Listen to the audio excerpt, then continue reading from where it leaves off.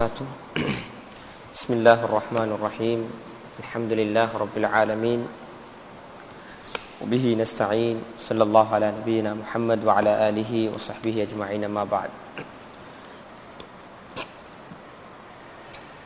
சீராவுடைய தொடர் பாடத்தில் பத்ருடைய யுத்தத்தில் நாங்கள் இருக்கிறோம். அதில் குறிப்பாக நடந்த முக்கியமான விடயங்களை பற்றி நாங்கள் பேசிட்டு வரோம். கடைசியாக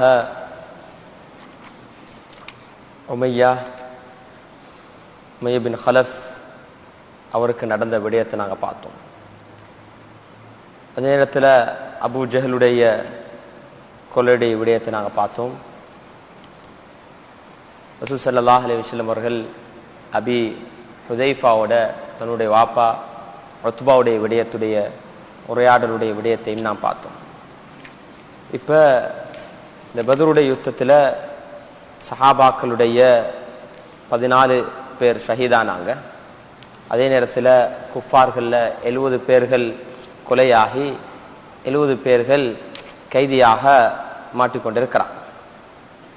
ரசூல் ஸல்லல்லாஹு அலைஹி வஸல்லம் அவர்கள் இந்த கைதிகளோட எப்படி நடந்து கொண்டாங்க, குறிப்பாக தற்காலத்தில் இஸ்லாத்தை பற்றி பேசும்போது இஸ்லாத்தை கொச்சப்படுத்தக்கூடியவர்கள் யுத்தங்களை மையமாக வைத்து யுத்தங்களில் நடந்த விடயங்களை வச்சு இஸ்லாம் யுத்தத்தின் மூலமாக, ஆயுதத்தின் மூலமாக, வாளின் மூலமாக பரவின கருத்தை உலகளாவ ரீதியில் பேசிக்கொண்டிருக்கிறார்கள். ஆனால் ரசூல் ஸல்லல்லாஹு அலைஹி வஸல்லம் அவர்கள் இந்த பத்ருடைய யுத்தம் இருக்குதே, அல்லாஹ் சுப்ஹானஹு வ தஆலா இதை தெளிவாக அல்லாஹ் இந்த யுத்தம் நடக்கணும், லியக்தி அல்லாஹு அம்ரன் கான மஃஊலா, ரெண்டு பக்கத்துக்கும் எப்படி ஒருத்தர் நடுவு இருந்து கொண்டு 2 பேரை சண்டை பிடிக்கிறத மூட்டி விட்டுறத போல அல்லாஹ் சுப்ஹானஹு வ தஆலா இவங்களுக்கும் அவங்களோட எண்ணிக்கையை குறையா காட்டினான், அவங்களுக்கும் இவங்களோட எண்ணிக்கையை குறையா காட்டி அந்த யுத்தத்தை எல்லாம் முடிவு செஞ்சுதான் இது நடக்கும். ஹக்குக்கும் பாத்திலுக்கும் யௌமுல் ஃபுர்கான், ஹக்குக்கும் பாத்திலுக்கும் மத்தியில் இது ஒரு பிரிவினை. அந்த கைதிகளோட ரசூல் ஸல்லல்லாஹு அலைஹி வஸல்லம் எப்படி நடந்து கொண்டாங்க? ரசூல் ஸல்லல்லாஹு அலைஹி வஸல்லம் ஆலோசனை செஞ்சாங்க. அவங்க ஒரு அமீராக இருந்தாங்க. அவங்க என்ன முடிவு எடுத்திருந்தாலும் சஹாபாக்கள் அதுக்கு மேல் ஒன்றுமே சொல்லிக்க மாட்டாங்க. ஆனால் ரசூல் ஸல்லல்லாஹு அலைஹி வஸல்லம் அவர்கள் சஹாபாக்களிடத்துல இந்த கைதிகளுடைய விடயத்தை பற்றி ஆலோசனை கேட்டாங்க. அப்போ கைதிகளுடைய விடயத்தில் பலர் இன்னொரு முக்கியமான சம்பவம் நான் சொன்னேன், அந்த 70 பேர்ல 24 பேருடைய உடல்கள் 24 பேருடைய உடல்கள் எடுத்து அதை ரசூல் ஸல்லல்லாஹு அலைஹி வஸல்லம் அவங்க ஒரு பாலடைஞ்ச நாரி போன கிணறுல அவங்கள வீசினாங்க அந்த உடம்பை. பொதுவாக ரசூல் ஸல்லல்லாஹு அலைஹி வஸல்லம் அவங்க ஒரு யுத்தத்துக்கு சஹாபாக்கள் போகும்போது அவங்களுக்கு சொன்ன அந்த புத்திமதில் ஒன்றுதான், மனிதனுடைய உடல் என்ன செய்யணும், மதிக்கணும், அதுக்கு அடக்கம் செய்யணும் என்ற விடயங்கள்.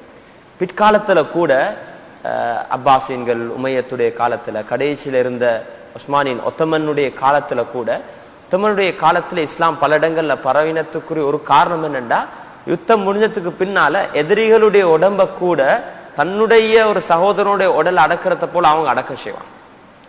அதை அந்த மக்கள் கண்டு பார்ப்பாங்க, அட இவ்வளவு இவங்க மதிக்கிறாங்களே என்று சொல்லி இஸ்லாத்துக்கு வந்த ஏராளமான பேர். ஆனா ரசூல் ஸல்லல்லாஹு அலைஹி வஸல்லம் அவங்க இவங்களோட விடயத்துல யாரு, இந்த 24 அதுல அபூ ஜஹல், உத்பா, ஷைபா, உமையா பின் ஹலஃப் எல்லாம் இருக்கிறாங்க. அதுல கொடிய காஃபிர்கள். அவங்களோட உடலை பார்த்து ரசூல் ஸல்லல்லாஹு அலைஹி வஸல்லம் பேசினாங்க. சஹாபாக்கள் அதை கேட்டுக்கொண்டிருந்தாங்க. உடலை பார்த்து பேசினாங்க, இதுக்காக நீங்க எல்லாரும் கஷ்டப்பட்டீங்க, உங்களோட நியதி இப்ப இதே ஆயிட்டே, உங்களோட முடிவு இப்படி ஆயிட்டே, மசீர் இப்படி ஆயிட்டு பேசினாங்க. சஹாபாக்கள் கேட்டாங்க, யா ரசூலல்லாஹ், நீங்க ஒரு செத்த உடலோட பேசிக்கொண்டு இருக்கிறீங்களே சொல்லி விசேஷம் சொன்னாங்க, உங்களை விட அதிகமாக இவங்க, உங்களை விட நன்காக இந்த விடயத்தை அவங்க கேட்டுக்கொண்டிருக்கிறாங்க சொல்லி. ஏன் சொன்னாங்கன்னா, ரசூல் ஸல்லல்லாஹு அவ்வளோ ஆத்திரம், அவங்களோட விஷயத்துல அவ்வளோ முயற்சி செஞ்சு. இப்போ ஒரு வாப்பா ஒரு மகனுக்கு சொல்ற, வாப்பா நீ போவாதன்னு சொல்லி போயிட்டு ஆக்சிடென்ட் ஆகி ஒன்னா நடந்ததுக்கு பிறகு வாப்பா வந்து என்ன சொல்வார், வாப்பா என்ன செய்யணும், இப்போ உனக்கு சொன்னேன் தானே அப்பா, இதுக்கா நீ தடமாறினாய், இதுக்கா நீ கஷ்டப்பட்டாய். ரசூல் ஸல்லல்லாஹு அலைஹி வஸல்லம் அந்த ஒரு தோணில் அவங்கள கேவலப்படுத்துற விஷயத்துல இல்ல, முயற்சி செஞ்சாங்க கடைசி வரைக்கும். முயற்சி செஞ்சும் இவங்களோட நிலைமை இப்படி, இவங்க பிடிவாதமாக இருந்தாங்க. அப்ப பிடிவாதமாக இருந்த நேரத்துல ரசூல் ஸல்லல்லாஹு அலைஹி வஸல்லம் உடலை பார்த்து பேசினாங்க. அதே நேரத்துல உடம்புகளை கொஞ்சம் பலமையாக மத்த உடம்பு 70 பேருடைய மத்த உடல்களை கண்ணியமாக அடக்கினாங்க. ஆனா இந்த 24 உடலையும் அந்த கிணத்துல வீசினாங்க. காரணம் என்னன்னா, பின்னால வரக்கூடிய எல்லோருக்கும் ஒரு பாடமாக இருக்கும். யாரெல்லாம் இஸ்லாத்தை கடுமையாக எதிர்த்து இஸ்லாத்தை முஸ்லிம்களையும் கேவலமான முறையில் நடந்து அதே நிலையில் அவங்களுக்கு மரணம் வந்தா அவங்களுக்கு எல்லாம் இதுதான் நடக்கும். அல்லாஹ் சுப்ஹானஹு வ தஆலா இதை விட கேவலமான ஒரு மௌத்தை அவர்களுக்கு வைத்திருக்கிறான் என்ற விடயத்தை ரசூல் ஸல்லல்லாஹு அலைஹி வஸல்லம் அவர்கள் தெளிவுபடுத்துவதற்காக செஞ்சாங்க. இப்ப கைதியுடைய விடயத்துல பல மஷூராக்கள் நடந்து கொண்டிருக்குது. பலர் பல விடயங்களை சொன்னாங்க. அதுல வந்த முடிவு தான் ரசூல் ஸல்லல்லாஹு அலைஹி வஸல்லம் அவங்க, யாரிடத்திலிருந்து எங்களுக்கு பணம் எடுத்து அவங்களை விடுதலை செய்யலுமோ அவங்கள்ட்ட இருந்து பணம் எடுத்து நாங்கள் அவங்களை விடுதலை செய்வோம். யாருக்கு பணம் கட்ட முடியாதோ, வித்தியாசமான ஆற்றல்கள் இருக்குதோ, அந்த ஆற்றல்கள் உள்ளவங்க சஹாபாக்களுக்கு அந்த பயிற்சியை கொடுத்ததுக்கு பின்னால் அவங்க விடுதலை செய்யப்படுவாங்க. ஒத்தர் அல்லது 2 பேரை கொலை செய்யணும் என்ற முடிவில் இருந்தும் ரசூல் ஸல்லல்லாஹு அலைஹி வஸல்லம் அவங்கள கொலை செய்யற விடயத்துல அதுல கருத்து வேறுபாடுகள் இருக்குது. அவங்கள கொலை செஞ்சதா இல்லையாதா. ஆனா அப்ப அந்த விடயத்துல ஒரு சம்பவம் நடந்து சஹாபாக்கள் அப்ப மக்கள் இதுல குறிக்கிறாங்க. அப்ப ரசூல் ஸல்லல்லாஹு அலைஹி வஸல்லம் யுத்தத்தை பணத்தை மையமா வச்சுதான் யுத்தம் செஞ்சுக்கிறாங்க. அதனாலதான் கைதியில என்ன செஞ்சு சல்லி எடுத்து அனுப்பினாங்க. இல்ல, பணத்தை மையமாக வச்சல்ல இன்னைக்கு யுத்தம் நடந்தது. ஆனா அந்த நேரத்துல முஸ்லிம் சமூகத்துடைய ஒரு அடிப்படை தேவையாக இருந்தது பொருளாதாரத்துடைய ஒரு குறைபாடும் இருந்துச்சு. அந்த நேரத்துல சஹாபாக்கள், நான் சொன்னேன் பத்ருக்கு போனதே அபு சுஃபியானுடைய அந்த வியாபார கோஷி எடுக்க. அப்ப அந்த விடயத்துல பொருளாதாரத்துடைய தட்டுப்பாடு இருந்ததுனால அந்த நேரத்துடைய தேவை அதாக இருந்து ரசூல் ஸல்லல்லாஹு அலைஹி வஸல்லம் ஆலோசனை அடிப்படையில் அதை செஞ்சாங்க. இப்ப இந்த செய்தி மக்காவுக்கு போயிட்டு சேர்ந்தது. நீங்க எல்லாரும் என்னை உங்களுடைய கைதிகளை எல்லாம் எந்த அளவுக்குன்னு சொன்னா அந்த 70 பேர் என்னை கொலை செய்யப்பட்டாங்க. நான் ஆரம்பத்தில் சொன்ன ஒரு கனவை பத்தி, ஆத்திகா பின்த் அப்துல் முத்தலிப் ரசூல் ஸல்லல்லாஹு அலைஹி வஸல்லம் உடைய ஒரு சாட்சி கண்ட கனவை பத்தி நான் சொன்னேன். அந்த கனவுல அவ என்ன கண்டா, அந்த கல்லு வந்து புழுந்து அந்த கல்லு துண்டு துண்டா உடைஞ்சி அந்த கல்லுல ஒவ்வொரு துண்டும் மக்கால இருக்கிற ஒவ்வொரு வீட்டுக்கும் வந்து படுற விஷயம். அந்த கொலை எப்படி இருந்துச்சுண்டா, 70 பேரும் மக்கால இருந்த எந்த ஒரு வீடும் விட்டுப்படல. ஒவ்வொரு வீட்லயும் ஒரு மையத் புழுந்துச்சு, ஒவ்வொரு வீட்டுக்கும் ஒரு மையத். அப்ப ஆத்திகா பின்த் அப்துல் முத்தலிபுடைய கனவு என்ன செஞ்சு, அதான் கனவுடைய விளக்கம். அதான் நினைச்சு ஒவ்வொரு வீட்லயும் அதே போல எல்லா குடும்பத்திலையும் யாராவது ஒருத்தர் செய்யப்பட்டிருக்கிறான், கைதியாக மாட்டிருக்கிறாங்க. மையத்தொரு பக்கம் அவங்களுக்கு அதுவும் கவலை, அதே நேரத்தில் ஒருத்தர் மாட்டிருக்கிறாரு, பணம் கொடுத்து அவங்கள ரியலைஸ் பண்ணவும் வேணும். இதுல ஒரு அழகான சம்பவம் நடந்ததுன்னா, ரசூல் ஸல்லல்லாஹு அலைஹி வஸல்லம் உடைய மகள் ஸைனப் பின்த் முஹம்மது ஸல்லல்லாஹு அலைஹி வஸல்லம் இவங்களோட ஒன்று இன்னைக்கு கூறப்பட்டிருக்குது. அவங்களோட நான் போன முறை சொன்ன ரசூல் ஸல்லல்லாஹு அலைஹி வஸல்லம் மருமகன் அபுல் ஆஸ் இப்னு ரபீஉம் அந்த கைதியில ஒருத்தராக இருந்தார். அவர் அந்த யுத்த படையில வந்தது ரசூல் ஸல்லல்லாஹு அலைஹி வஸல்லம் எதிராக யுத்தம் செய்யறதுக்கு அல்ல. அவங்க வந்தது ரசூல் ஸல்லல்லாஹு அலைஹி வஸல்லம் எதிராக யுத்தம் செய்யறதுக்கு அல்ல. அவங்க வந்தது அந்த நான் சொன்ன அபூ சுஃபியானுடைய கோஷ்டி அந்த படை அதை எடுக்கிறதுக்கு. இடையில இந்த நிலைமை ஆகிட்டு அவங்க என்ன செஞ்சாங்க, அவங்களோட இழுப்பட்டு வந்துட்டாங்க. யுத்தத்துல கைதியாக இருக்கிறாங்க. இப்ப அவங்கள விடுதலை செய்ய யார் இருக்கிற, ரசூல் ஸல்லல்லாஹு அலைஹி வஸல்லம் மகள் தான் மக்கால இருக்கிறாங்க. ரசூல் ஸல்லல்லாஹு ஹிஜ்ரத் செய்யற நேரத்துல மகள் கேட்டாங்க, வாப்பாடத்துல நான் என்ன செய்யறது, மத்த எல்லாரும் ஹிஜ்ரத் செஞ்சுட்டாங்க. சொன்னாங்க, நீங்க உங்களோட கணவனோட இருங்க. அது வரைக்கும் குர்ஆனுடைய ஆயத் இறக்கப்படல. பத்ருடைய யுத்தத்துக்கு பின்னால்தான் ஒரு காஃபிரும் ஒரு முஸ்லிமும் ஒன்றாக திருமண உறவுல வாழ முடியாத என்ற ஆயத் இறக்கப்பட்டது. பத்ருக்கு முன்னால அந்த சட்டம் இருக்கல்ல. இப்ப அபுல் ஆஸ் இப்னு ரபீ இங்க மாட்டி இருக்கிறாரு. ஸைனப் ரலியல்லாஹு அன்ஹாங்க ஒரு சாமனை தான் அனுப்பி வச்சிருக்காங்க. இப்ப ரசூல் ஸல்லல்லாஹு அலைஹி வஸல்லம் அவங்க வந்த பொருட்களை பாக்குறாங்க. பார்த்து இது யாருக்குரியது அப்படின்னு ரிலீஸ் பண்ணாங்க. பார்த்து கொண்டு போக்குள்ள ஒரு நெக்லஸை கண்டாங்க, ஒரு மாலையை கண்டு ரசூல் பார்த்து அவங்களோட கண்ணெல்லாம் கலங்கி கண்ணால கண்ணீர் வடிய ஆரம்பிச்சு. சஹாபாக்கள்லாம் பார்த்துக்கணும், எல்லாரும் முன்னால வச்சு செய்யறாங்க. கேட்கறாங்க, இது யாருக்குரியது? எல்லாம் விசாரிச்சு பார்த்து சொல்றாங்க, இது உங்களோட மகள் ஸைனப் ரலியல்லாஹு அன்ஹா அனுப்பி வச்சுக்கிறாங்க தன்னுடைய கணவனை. கொஞ்சம் யோசிங்க, எவ்வளவு ஒரு கஷ்டமான நிலைமை ஆயிக்கணும். ரசூல் ஸல்லல்லாஹு அலைஹி வஸல்லம் தன்னுடைய கணவனை விடுதலை செய்யறதுக்கு அனுப்பி வச்சுக்கிறாங்க. சொன்னாங்க, லா வல்லாஹி ஹாதிஹி லி ஹதீஜா. சொன்னாங்க, இல்ல இது ஹதீஜா ரலியல்லாஹு அன்ஹுக்குரிய மாலுன்னு சொன்னாங்க. அது ஞாபகம் இருக்குது. ஹதீஜா ரலியல்லாஹு வஃபாத் ஆகி மிச்சம் காலம் ஆயிட்டு. ஆனா ஹதீஜா ரலியல்லாஹு அன்ஹுடைய திருமண உறவு இருந்த ரசூல் ஸல்லல்லாஹு அலைஹி வஸல்லம் அது மிகவும் ஒரு நெருங்கிய உறவாகும். ஆனால் இந்த ஒவ்வொரு விஷயமும் இது ஏண்ட வைஃப்ட நெக்லஸ் என்றத விளங்கி கொள்ற அளவுக்கு அவ்வளவு கவனம் செலுத்தினாங்க. அதுல நிறைய சென்டிமெண்டல் வழி இருந்துச்சு. அப்ப ஸைனப் ரலியல்லாஹு அன்ஹா மூத்த மகள், அவங்க திருமணம் முடிச்ச நேரத்துல இது எங்கட வளமை தான், எங்கட வளமை உண்டு, அந்த மாலையை நாங்க கொடுப்போம். இதுக்கு முன்னாலே ரசூல் ஸல்லல்லாஹு அலைஹி வஸல்லம் திருமண வாழ்வை பத்தி நான் செஞ்சேன். திருமண வாழ்வை பத்தி பேசும் போது இந்த சம்பவத்தை நான் ஞாபகப்படுத்தின ஞாபகம் எனக்கு இருக்குது. திருமண வாழ்வை பத்தி சொல்லும் போது எப்படி திருமண வாழ்வைக்கு முக்கியத்துவம் கொடுத்தாங்க. அப்ப ஜைனப் ரலியல்லாஹு அன்ஹா ஹதீஜா ரலியல்லாஹு அன்ஹா கிஃப்டாக கொடுத்தாங்க. இந்த காலத்திலேயும் அது நடக்குது. ஒரு மகள் திருமணம் முடிச்சா உம்மா என்ன செய்ய, அவட நெக்லஸ என்ன கிஃப்டாக கொடுப்பாங்க. அதுல பணத்தை விட அவங்களுக்கு ஒரு சென்டிமெண்டல் வேல்யூ, ஒரு உறவு, ஒரு முஹப்பத் இருக்குது. சில குடும்பங்கள்ல பரம்பரையா உம்மம்மாட நெக்லஸ் அப்படியே இப்ப பேத்திட்டு வைக்கிறாரு, அப்படி கை மாறி பேத்திர கையில வைக்குது. அப்ப இந்த விஷயத்துல சின்னத்துக்கு திருமண வாழ்க்கையில கணவர்மாருக்கு நடக்கிற விஷயம் கொஞ்சம் பொருளாதார சிக்கல் வரக்கூட கேட்கறவங்களோட நகை என்ன சரிக்குதா தாங்கன்ட்டு சின்னத்துக்கு சில பெண்கள் மறுத்துருவாங்க, சொல்லுவாங்க தரையலா. அப்ப தரையலான்னு சொல்லி இவங்க கோவப்படுவாங்க, என்ன உங்களுக்கு பணம் வேணுமா, நான் வேணுமா, நகை வேணுமான்னு கேட்பாங்க. அப்ப இன்னைக்கு இருக்கிறது பணத்தோட இருக்கக்கூடிய முஹப்பத் அல்ல, சில நகைகள், சில மாலைகள், நகைகளோட இப்படியான அந்த ஒரு ஃபேமிலி உறவுடைய ஒரு தொடர்பு இருக்குது, அதை கொடுக்கறதுன்றது அசல். இப்ப ரசூல் ஸல்லல்லாஹு அலைஹி வஸல்லம் சஹாபாக்கள்ட்ட கேட்கறாங்க, இது எனக்கு திருப்பி கொடுக்கலுமா, இதுல சென்டிமெண்டல் வேல்யூ இருக்குது, இதை எடுத்துட்டான்னா இந்த பைத்துல் மால் எடுக்காது, அப்படி பிரிஞ்சிடும் எல்லாருக்கும், இது எனக்கு திருப்பி கொடுக்கலாமா? சஹாபாக்கள் சொன்னாங்க, யா ரசூலல்லாஹ் உங்களுக்கு எல்லா அதிகாரமும் இருக்குது, கேட்டிக்க தேவையில்ல. ரசூல் ஸல்லல்லாஹு அலைஹி வஸல்லம் அவங்க இங்க எல்லாருடைய கருத்தையும் உள்வாங்கினாங்க. அப்ப அந்த மாலையை திருப்பி கொடுத்து சொன்னாங்க, அபுல் ஆசிம் ரபிக்கு சொன்னாங்க, இதை போயிட்டு ஜெய்னபுக்கு கொடுத்து சொல்லுங்க, யாருக்கும் நீங்க என்ன செய்யணும், இதை கொடுத்துடுவானு சொல்லிட்டு சொல்றாங்க, நீங்க போயிட்டு என்ன மகளை அனுப்பி வச்சிருங்க, ஏன் ஆயா தெரிஞ்சிட்டு இதுக்கு போற உங்களுக்கு அவளோட வாழ முடியாது, இப்ப மதீனாக்கு அனுப்பி வைங்க. ரசூல் ரெண்டு சஹாபாக்களை அனுப்பினாங்க, போயிட்டு கூட்டிட்டு வர சொல்லி. அபுல் ஆசிம் ரபி போனாரு. வீட்டுக்கு போனதோட சரியான ஆத்திரம், மார்க்க விஷயத்துல முரண்பட்டாரு அபுல் ஆசிம் ரபி. ஆனா அப்படின்னு சொல்லி அவர் தன்னுடைய மனைவிக்கு என்ன அநியாயம் செய்யல, இறக்கமோட இருந்தார், நல்ல இலக்கத்தோட இருந்தார் அபுல் ஆசிம் ரபி. அவர் வீட்டுக்கு போயிட்டு சொல்றாரு, இப்ப நான் போறேன் அப்படின்ட்டார். இப்ப ஜெய்னப் கேட்டாங்க ரலியல்லாஹு அன்ஹா, நீங்க போறதுக்காக வந்தீங்க, இப்பதானே வந்தீங்க, போறதுக்காக வந்தீங்க?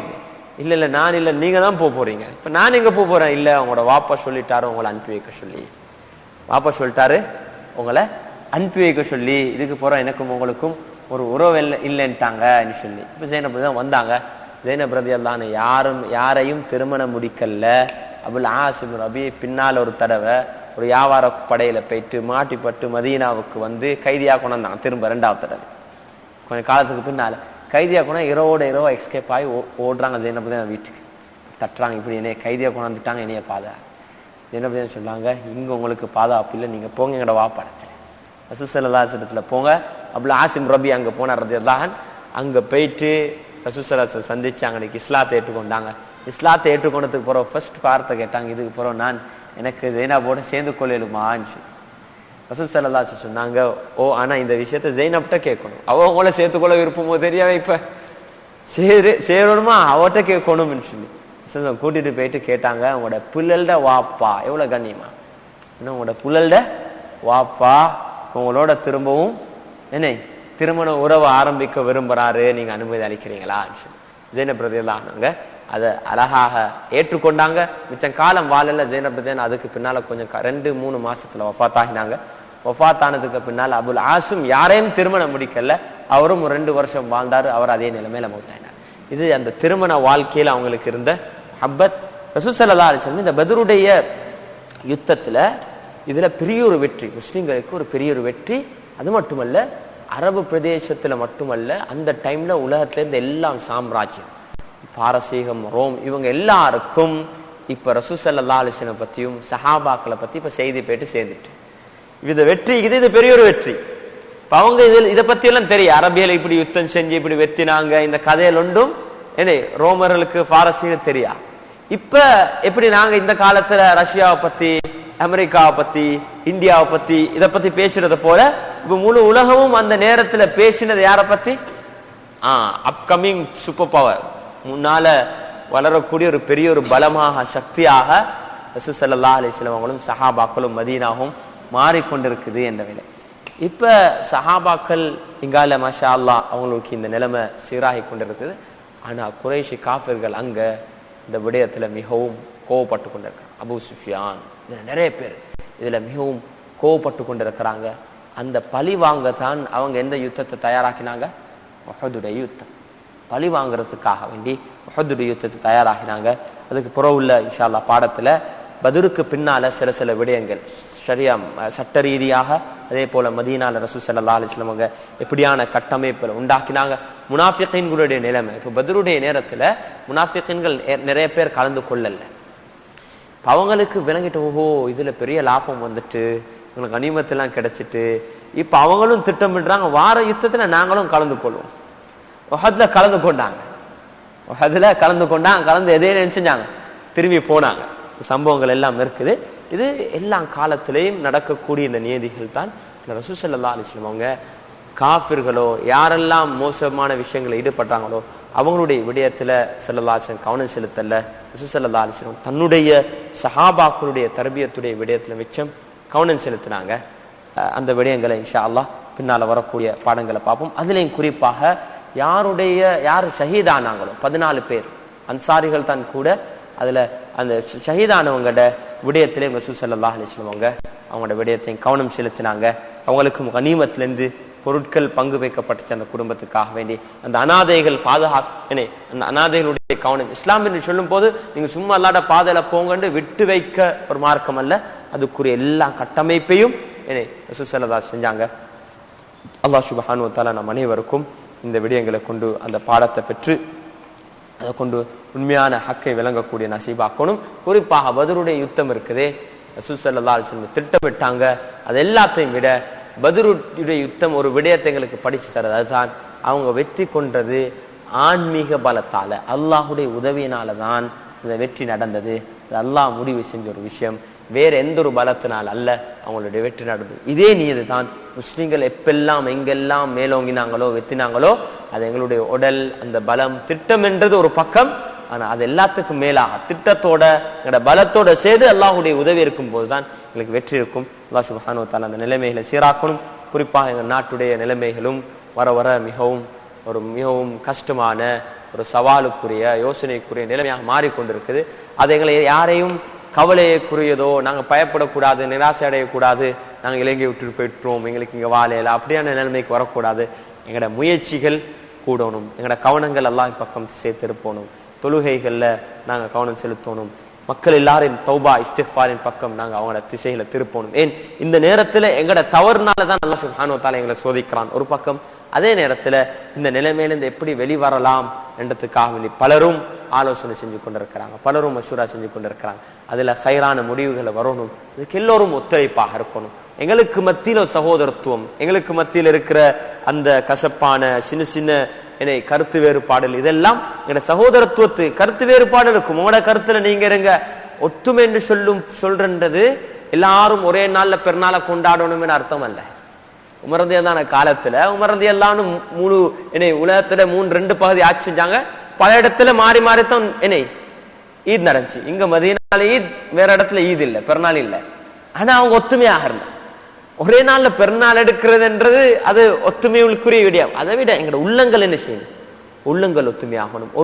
ஒவ்வொருத்தர் புனந்தறிவிக்கணும், ஒவ்வொருத்தரையும் மதிக்கணும். அந்த நிலைமை வரும் போது இன்ஷா அல்லாஹ் எங்களுக்கு இதை கொண்டு வெற்றி பெறலாம். எந்த ஒரு காரணத்தை கொண்டும் இந்த நிலைமையில நாங்க யாரும் பின்னுக்கு போகக்கூடாது, மனம் தளரக்கூடாது. யாரும் ஒரு காஃபிருக்கு முஸ்லிம்களுக்கு எதிராக யாரும் உதவி செய்யவும் கூடாது. இந்த நேரத்துல இது ஒரு மிகவும் பயங்கரமான உலமாக்கள் இதுக்கு மிகவும் கடுமையான எச்சரிக்கைகள் செஞ்சிருக்காங்க. முர்த்தத் என்று சொல்லியும் ஃபத்வாக்கள் கொடுத்திருக்கிறாங்க. யாரு முஸ்லிம்களுக்கு எதிராக காஃபிர்களுக்கு உதவி செய்யறாங்களோ இந்த நிலைமை வரக்கூடாது. அல்லாஹ் சுப்ஹானஹு வ தஆலா எங்களை பாதுகாக்கணும். குறிப்பாக தெரியும் இசுதீன் டவுன்ல இருக்கக்கூடிய பள்ளியுடைய விஷயத்துல ஒரு பெரிய ஒரு அழுத்தம் வந்து கொண்டிருக்குது. அதை மூடும்படி சட்ட ரீதியாக மாஷா அல்லாஹ் எங்களுடைய மஸ்ஜித் அது சரியான முறையில் தான் வக்ஃப் செய்யப்பட்டிருக்குது. அவங்களுக்கு சட்ட ரீதியாக சண்டை பிடிச்சு அதுக்கு மூட எந்த ஒரு முறை இல்லாம இருக்குது. அவங்க வேற திட்டங்களை அதிகாரத்தை சட்டத்தை கைக்கெடுத்து முயற்சி செய்யறாங்க. ஆனா இந்த நேரத்துல நாங்க நிதானமா இருப்போம், நாங்க வேண்டிய முயற்சி செய்வோம். அல்லாஹ் சுப்ஹானஹு வ தஆலா நிச்சயமாக அது அல்லாஹ்வுக்காக வக்ஃப் செய்யப்பட்ட பள்ளி நிச்சயம் அல்லாஹ் சுப்ஹானஹு வ தஆலா பாதுகாப்பான். அந்த நிலைமையில் நாங்கள் கவனம் செலுத்தணும். வீட்டிலையும் ஒவ்வொருத்தரும் நாங்கள் இந்த கவனங்களை அல்லாஹின் பக்கம் திசை திருப்புறத்துல முயற்சியும். அல்லாஹ் சுப்ஹானஹு வ தஆலா நம்முடைய நிலைமைகளை சீராக்கி ஒரு சிறந்த ஒரு எதிர்காலத்தை நம் அனைவருக்கும் அல்லாஹ் நசீபாக்குவானாக. சுப்ஹானல்லாஹ் வபிஹம்திஹி.